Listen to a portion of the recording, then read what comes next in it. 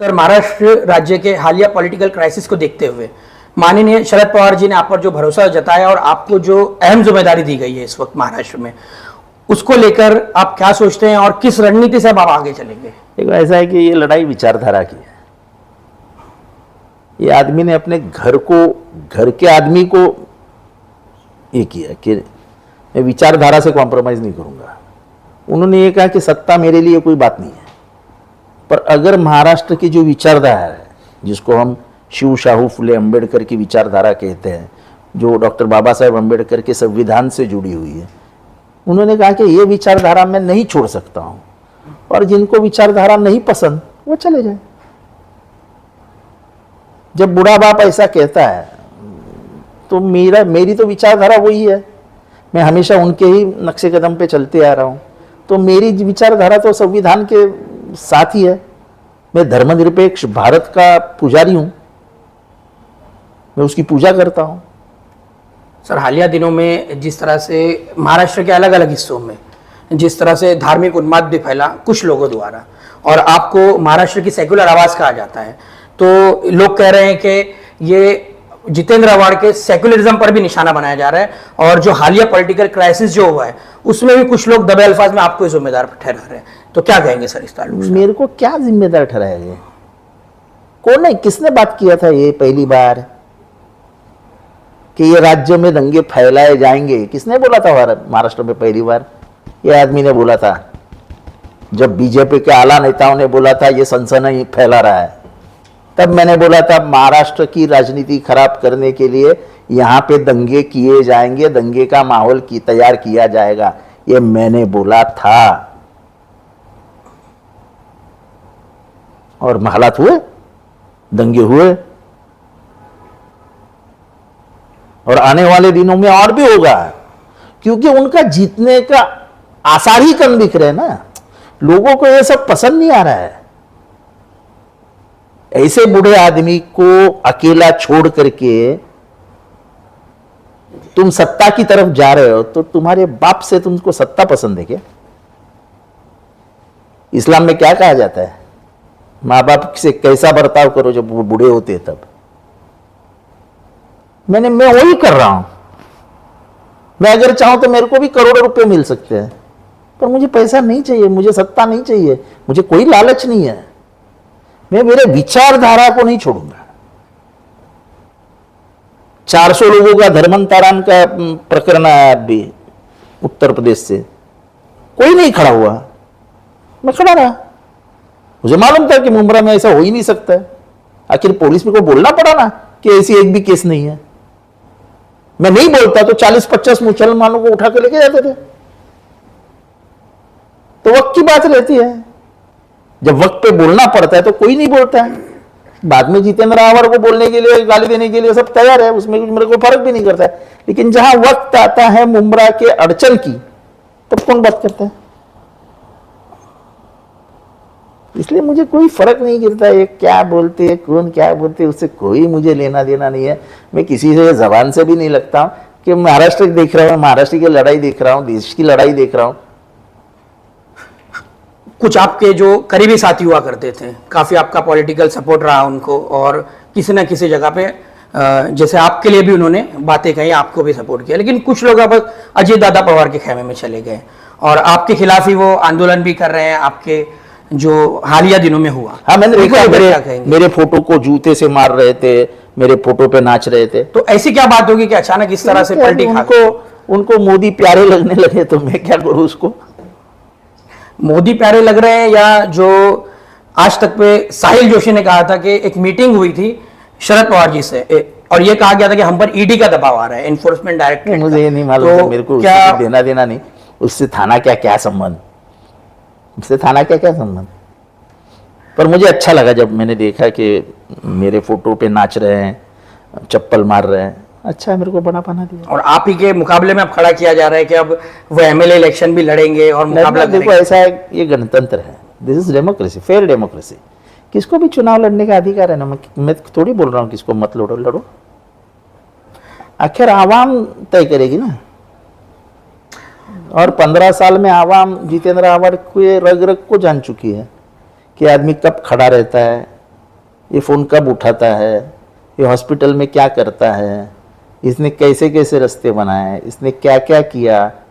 18 करोड़ रुपए का हॉस्पिटल लाके हजारों लोगों की जानें बचाई, कोविड हॉस्पिटल लाके। अब नया सब लोगों के सामने है। अब स्कूल बनेगी, कॉलेज बनेगा, अभी शादी खाना बन रहा है। मेरे को इससे कुछ, मेरे पे उंगली उठा के मेरे को कभी भी फर्क नहीं पड़ता है। सर ये बातें भी चल रही है कि मुमरा शहर में जो आपके करीबी थे, जो आपके साथी थे, वो अब कमजोर हो गए हैं, वो आपकी जमीन को हिलता हुआ देखकर आपको छोड़कर जाने की तैयारी में। ऐसा इसी का सच्चाई है? ऐसा कोई सच नहीं है। मैंने ही कहा उनको चुप बैठो, कुछ जवाब मत दो। काय के लिए जवाब दे, क्यों जवाब दे, क्या हैसियत है उनकी। मेरी गलती हुई है कि मैंने पिछले बार उनको मेरे साथ लिया, वरना पिछले बार ही घर जाते थे उन लोग। ये तो मेरी गलती है, सबसे बड़ी गलती, कि लोग कह रहे थे कि गद्दार है, इनको साथ में मत लो। मैंने नहीं सुना लोगों का और उनको 3-3, 4-4 टिकट दिए। ये मेरी सबसे बड़ी गलती है, वरना आज ये खानदान खत्म हो जाता था राजनीति में। वो तो कह रहे हैं कि भले ही वो ना बने, लेकिन आपको बनने नहीं देंगे वो। देखो, ऐसा मेरे को बनने से सिर्फ अल्लाह रोक सकता है। ये कौन है, ये कौन है? मुमरा शहर के आवाम के लिए आप क्या मैसेज देंगे इस मुमरा शहर की आवाम बहुत समझदार है, सूझी बूझी है, उनको सब दिख रहा है और उनको ये मालूम है कि जितेंद्र आव्हाड किस तरीके से लड़ता है, किसके लिए लड़ता है। कौन खड़ा था जब कोम्बिंग ऑपरेशंस होते थे और पुलिस के खिलाफ खड़ा रहना पड़ता था? कौन खड़ा रहता था? ये 400 लोगों का धर्मांतरण हुआ, उसकी लड़ाई में कौन खड़ा रहा? पब्लिक है, सब देख रही है, शांत घर में बैठी है। आवाम को विचारधारा देखती है, आवाम ये देखती है कि संविधान के तहत सेक्युलरिज्म के लिए कौन खड़ा रह रहा है, यूपीए के साथ कौन है, एनडीए के साथ कौन है। जब मैं 17 तारीख को विरोधी पक्ष की बैठक होगी मंगलोर में, तब मैं एनसीपी का प्रतिनिधि करके जाऊंगा, तो मुमरा के आवाम को गर्व महसूस होगा कि भारत की पूरी पार्टियों को एक करने में भी जितेंद्र आव्हाड है और अपना आमदार वफादार है, गद्दार नहीं। सर, नफरतों की लहर में आहिस्ता आहिस्ता महाराष्ट्र राज्य को भी, जो कि एकता की मिसाल माना जाता था, महाविकास आघाड़ी के दौर में भी, लॉकडाउन में जिस तरह से लॉकडाउन पीरियड में महाविकास आघाड़ी ने सहयोग किया और महाराष्ट्र की आवाम को संभाला है, उसको एक मिसाल माना जाता है। लेकिन हम देख रहे हैं कि आहिस्ता आहिस्ता यहाँ पे भी कुछ नफरतबाज लोग एक्टिव हो गए हैं और वो कोशिश कर रहे हैं कि किसी तरह से धार्मिक उन्माद फैलाया जाए। तो आपको क्या लगता है, क्या ये कामयाब हो सकेंगे महाराष्ट्र में? मैं बताता हूँ, महाराष्ट्र में बहुत ज्यादा नफरत है उनके खिलाफ जिन्होंने उद्धव ठाकरे को फंसाया और जिन्होंने शरद पवार को, जिनकी उम्र 84 है, 84। आप सब लोग मुझे बताइए, 84 के उम्र के आदमी को आप घर से धक्का मार के बाहर निकाल दोगे? बताओ मुझे, क्या इस्लाम को ये मंजूर है? मैं वही कर रहा हूं जो ऊपर वाला बोल रहा है। वो कह रहे हैं कि तारीख को दोहरा रही है, जो वो आरोप लगा रहे कि कांग्रेस के साथ उन्होंने किया था। कांग्रेस के साथ क्या किया था? उनको विचार नहीं जमे, वो बाजू में हो गए, उसमें क्या है? पर उन्होंने विचारधारा नहीं छोड़ी। वक्त आने के बाद फिर से कांग्रेस से जुड़ गए, बीजेपी से नहीं जुड़ गए। जो बीजेपी के साथ गए उनके खिलाफ वो है और रहेंगे। अपना घर टूटता हुआ देख रहे तो भी वो बोल रहे हैं कि मैं विचारधारा नहीं छोड़ूंगा। इससे ज्यादा बड़ा और क्या हो सकता है? और किसके लिए खड़े हो गए? उनका खुद का क्या फायदा है आज? वो क्या चीफ मिनिस्टर बनने वाले? वो बेटी को चीफ मिनिस्टर बनाने वाले? पर महाराष्ट्र के आवाम को जो विचारधारा सूझती है,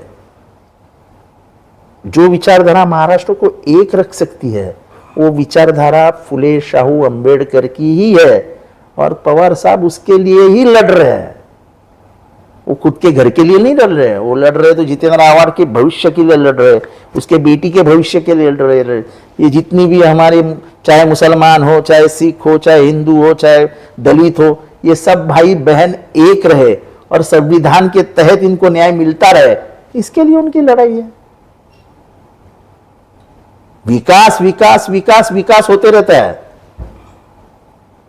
विकास पैसे से होता है, पर तुम्हारी विचारधारा खरीदी नहीं जा सकती है।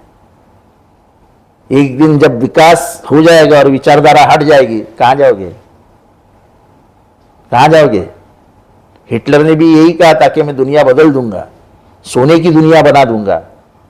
क्या किया उसमें? आखिर में सब 40 लाख लाशें दिखी।